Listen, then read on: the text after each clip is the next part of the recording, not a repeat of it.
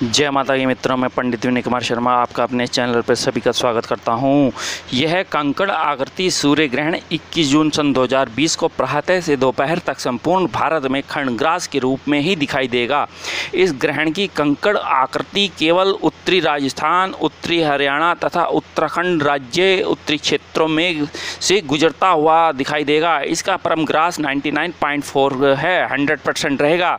तो भूगोल पर इसका कंकड़ का क्या रहेगा ये समझते हैं। ग्रहण का समय जो है, ग्रहण प्रारंभ है 9:58 पे, तो यहाँ सुबह 9 बजे लग जाएगा। कंकड़ प्रारंभ जो रहेगा वलयकार रहेगा 10 बजे लगभग 17 मिनट और 45 सेकंड पे। परमग्रास मध्य जो रहेगा दोपहर 12 बजे 10 मिनट 4 सेकंड पे रहेगा। कंकड़ समाप्त जो होगा दोपहर 2:02 पे, और ग्रहण का जो समाप्त है 3:04 पर। तो ग्रासमान 99.4। ग्रहण की जो अवधि है 5 घंटा 48 मिनट 3 सेकंड। बड़ा ग्रहण है ये सूर्य ग्रहण। ग्रहण का सूतक, इस ग्रहण का सूतक 20 जून को रात्रि लगभग 9:16 पे लग जाएगा, क्योंकि 12 घंटे पहले लग जाता है। मंदिर देवालय आदि बंद हो जाएंगे, और जो मतलब कि खाने के पदार्थ हैं दूध आदि, तो उनमें आप तुलसी, दल, कुशा आदि डाल सकते हैं। तो 4 ग्रह वक्री रहेंगे उस ग्रहण काल में, बुध, शुक्र, गुरु और शनि। और ऑलरेडी राहु और केतु तो छायाकृत ग्रह हैं और ये वक्री रहते हैं। लेकिन अब ये वक्री ग्रहों का क्या प्रभाव रहेगा ये भी समझेंगे, और किन किन नक्षत्रों में रहेगा ये भी समझेंगे। तो यहाँ सिंह लगन व सिंह राशि की जानकारी दे रहा हूँ मैं आपको। तो बुध यदि वक्री होता है तो आपकी भावनाओं और आपके मानसिक को इंडिकेट करेगा बुध। शुक्र आपके भोग और देखा जाए तो आपके प्रेम को इंडिकेट करेगा। गुरु आपके ज्ञान और धर्म को इंडिकेट करेगा, और शनि आपके कष्टों और कर्मों को इंडिकेट करता है। यह कंकड़ चूड़ामणि सूर्य ग्रहण आषाढ़ मास में होगा। लोग भविष्य में जाने यह घटित होगा तो इस दौरान थोड़ा सूखा काल व्याप्त होगा।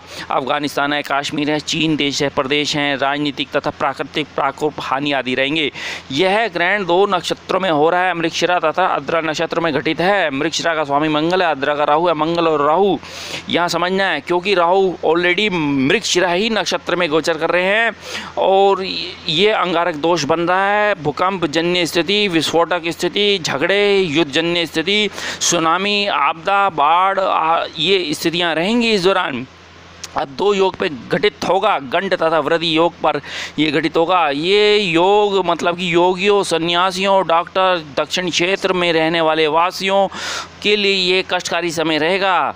अब ये मिथुन राशि पे ग्रहण चल रहा है, तो ये मिथुन राशि मुस्लिम देश, केंद्रीय स्थल, दिल्ली, यमुना निकट आदि को दर्शाता है। तो यहाँ जन धन की हानि, प्रकोप, राहु और केतु वायरस के कारक है। कोविड-19 की स्थिति भारत देश में पूरे विश्व में चल रही है। तो क्या ऐसी स्थिति बनेगी समझेंगे, क्योंकि मिथुन का स्वामी बुध है। बुध व्यापार है, बुध बुद्धि है, बुध ज्ञान है, बुध लेखन है, बुध पत्रकारिता है, बुध एडिटिंग है।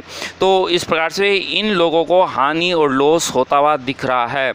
अब शेयर्स, बैंक्स, लोन्स और ये इस तरीके के कार्यों में थोड़ी दिक्कत और बाधाएं रहेंगी।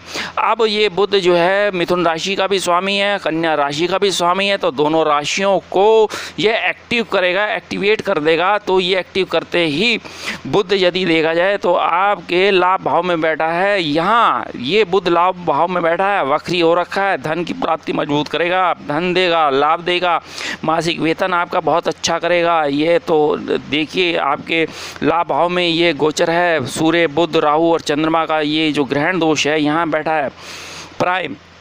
अब सूर्य आपका लग्नेश है, आपके लगन पे बैठा है, और लगन पे बैठते ही लगन का स्वामी आपके लाभ भाव में है, तो लाभ तो देगा। लेकिन अब क्या है कि आपके स्वास्थ्य में थोड़ी दिक्कत कर सकता है, चाहे वो उच्च रक्तचाप की स्थिति है, चाहे ज्वर संबंधी पीड़ा है, चाहे नर्वस सिस्टम में प्रॉब्लम है, नस नाड़ियों और मानसिक तनाव देगा। ये तो करेगा काम। अब ये षडाष्टक योग पर ग्रहण गुजर रहा है। ये सिंह राशि वाले ये समझिए कि आपके लाभ भाव में मिथुन राशि में ये बुध और सूर्य, राहु, चंद्रमा बैठे। आपके 6ठे भाव में गुरु और शनि का ये षडाष्टक योग बनेगा। तो ये षडाष्टक योग कैसा देगा ये प्रभाव, ये समझेंगे।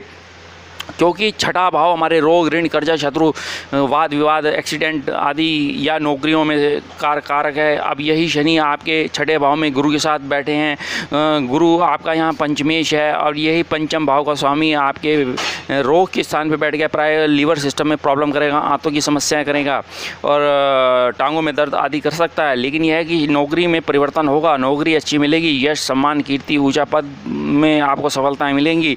यह है। और जहाँ आप पुराने कोर्ट केसेस चल रहे थे आपके, वे आप विजय होते दिख रहे हैं। और यहाँ देखिए कि गुरु और शनि क्या हैं, इस तरीके से समझना है कि गुरु और शनि उत्तराषाढ़ा नक्षत्र में चल रहे हैं। उत्तराषाढ़ा नक्षत्र का स्वामी सूर्य, सूर्य लग्नेश है और लग्नेश जो लाभ भाव में बैठ गया तो ये आपको सरकारी पद से तो नवाजेगा, सरकारी पद से सफलताएं देगा, ऊंचा पद देगा, मान देगा, क्योंकि सूर्य हमारा यश का कारक है, हमारे तेज का कारक है, सूर्य हमारे उच्च पद का कारक है।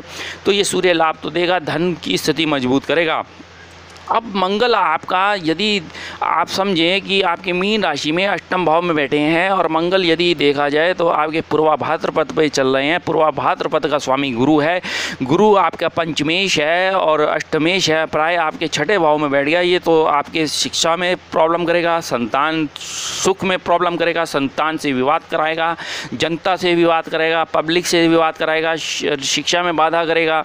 तो अब ये समझना कि ये आपकी धनु राशि और मीन राशि एक्टिव हो गई, क्योंकि इनका स्वामी गुरु है। पूर्वा भाद्रपद में मंगल मीन राशि में अष्टम भाव में बैठे हैं। अब ये समझना है कि आपके ये मतलब कि इस तरीके से लॉस हानि करा सकता है, शत्रु आप पे हावी होने की कोशिश करेंगे। मंगल, अब ये मंगल जो है आपका, ये समझिए कि मंगल यदि आपका ये जो पूर्वा भाद्रपद में चल रहे थे, बुध पुनर्वसु में चल रहे हैं, बुध का स्वामी गुरु है, तो ये गुरु धनु राशि मीन राशि एक्टिव होगी। उनका स्वामी गुरु यदि एक्टिव हो गया तो यही गुरु की आपके दशम भाव पे दृष्टि है, आपके व्यय भाव पे दृष्टि है, धन भाव पे दृष्टि है, थोड़े व्यय खर्चे आदि तो ये करा रहा है। अब ये देखिए कि आपके दशम भाव में शुक्र वृषभ राशि में रहेंगे, रोहिणी नक्षत्र में रहेंगे। रोहिणी नक्षत्र का स्वामी चंद्रमा है। चंद्रमा आपके लाभ भाव में बैठा है, लाभ तो देगा, ऊंचा पद देगा। शुक्र देखा जाए तो मालव्य नामक राजयोग दे रहा है, पराक्रम अच्छा कर रहा है, साहस अच्छा कर रहा है, कीर्तिमान स्थापित करेंगे। यही ग्रहण आपके लिए बहुत उचित और अच्छा होता हुआ दिख रहा है। अब ये देखा जाए तो जहाँ राहु मृगशिरा नक्षत्र में रहे, मंगल इसका स्वामी है, सूर्य मृगशिरा नक्षत्र में, चंद्रमा मृगशिरा नक्षत्र में, इन सब का स्वामी मंगल है।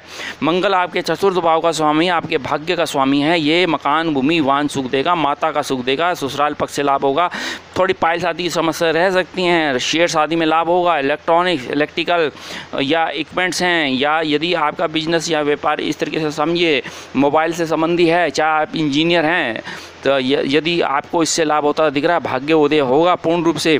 ये मंगल की दृष्टि जो है सूर्य पे आ रही है, राहु पे आ रही है, बुध पे आ रही है, तो ये थोड़ा आपकी वाणी को उग्र कराएगा। ये आपकी वाणी का स्वामी भी है।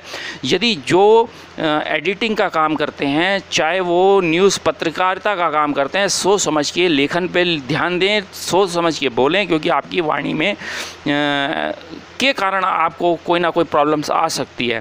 तो इस प्रकार से मतलब कि यह ग्रहण मंगल गुरु पे देखा जाए तो इसका ही प्रभाव पड़ रहा है। तो यहाँ सिंह राशि वालों के लिए तो उचित समय है, ये अच्छा समय है। तो अब आपने ये देखिए कि ये क्या उपाय करते हैं तो ये आपके लिए अच्छा रहेगा, क्योंकि अब सूर्य पिता का भी कारक है, चंद्रमा माता का भी कारक है, दोनों राहु से ग्रसित हैं।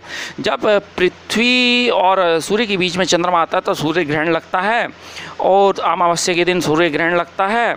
तो ये सूर्य ग्रहण आपके लिए योग कारक है। तो आप इस तरीके से सूर्य कवच का पाठ करें, आदित्य स्तोत्र का पाठ करें, महामृत्युंजय के जाप करें, हो सके दुर्गा सप्तशती का पाठ करें और मानसिक जाप करेंगे। इसमें दीपक जलाने की ज़रूरत नहीं है। ये पाठ जैसे ही करेंगे तो 1 लाख गुना उसका रिजल्ट मिलेगा। यदि आपने मात्र एक नवाण मंत्र, मात्र एक गायत्री मंत्र यदि आपने सिद्ध कर लिया तो ये समझिए आपको सिद्धि प्राप्त हो गई। तो अतः अन्य वीडियो में आपको जानकारी दूंगा। और मैं राहु की वीडियोज़ दे चुका हूँ, राहु का गोचर होना और सितंबर माह में ये परिवर्तन होना, तो आप उन वीडियोज़ को देखिए। मेरे चैनल को